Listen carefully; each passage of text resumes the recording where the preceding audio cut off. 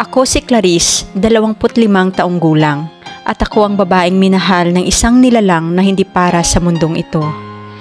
5 kaming magkakaibigan na mahilig mag-camping sa kabundukan.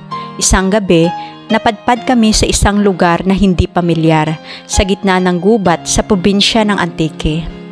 Nasa gitna ng kakahuyan ang isang parang lumang kubo, at sa likod nito ay isang malawak na punong-puno ng kumikislap na mga alitaptap. Habang ang mga kasama ko ay nagtatayo ng tolda, ako ay parang hinihila ng isang kakaibang puwersa papalapit sa liwanag. Doon ko siya unang nakita, si Elias. Nakatayo siya sa gitna ng mga punong nakapulupot sa gabi, suot ang telang tila yari sa ulap. Ang mata niya ay berde, pero lumulutang sa liwanag ng buwan, at ang kanyang tinig ay parang awitin ng hangin. "Bakit ka nandito?" tanong niya sa akin. "Hindi ko alam," sagot ko. "Pero parang matigal na kitang kilala." Ngumiti siya. Isang ngiting hindi ko malilimutan, at sa gabing iyon nagsimula ang lihim naming pag-ibig. Araw-araw kong hinahanap ang gubat.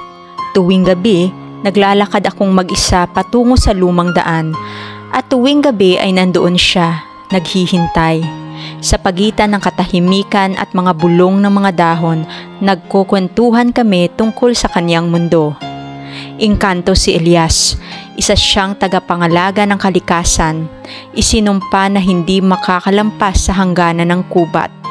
Bawal silang magmahal ng tao dahil kapag sinubukan nilang lumapit ng higit pa sa hangganan, maaari silang maglaho at tuluyang mabura. Ngunit kahit alam naming bawal iyon, ay pinatuloy pa rin namin ang aming pagmamahalan. Isang gabi habang mahigpit niya akong yakap, sinabi niya, "Clarice, gusto kong makita ang mundo mo." "Hindi pwede," bulong ko. "Delikado para sa'yo." "Kung mamamatay akong ikaw ang huling makikita ko, tanggap ko." Tapos hinalikan niya ako. At sa unang pagkakataon, lumampas siya sa hangganan ng gubat. Ang simoy ng hangin biglang nag-iba. Mula banayad ay naging marahas ito. Tumigil ang mga alitaptap. Umalulong ang aso sa malayo.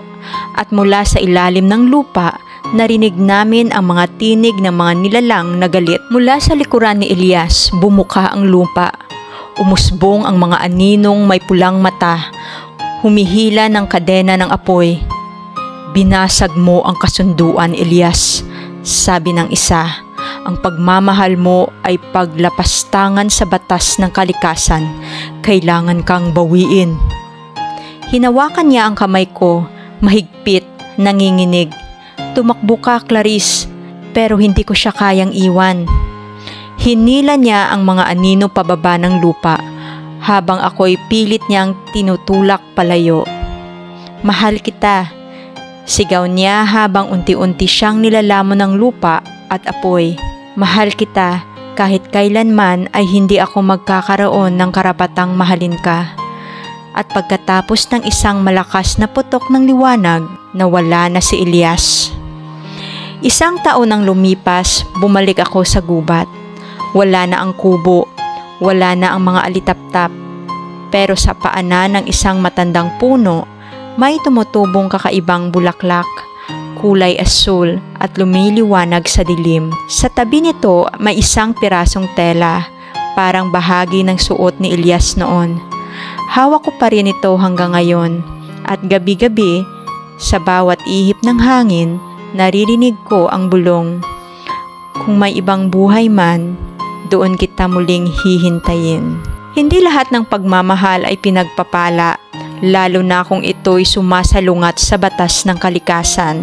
Ngunit ang tunay na pag-ibig ay handang magsakripisyo, kahit pa ang kapalit ay sariling pagkawasak. Ang wagas na pagmamahal ay hindi nasusukat sa tagal o katayuan sa buhay, kundi sa lalim ng handang ipaglaban. Hanggang dito na lang ang aking kwento. Sana nagustuhan po ninyo. Nagmamahal, Clarice.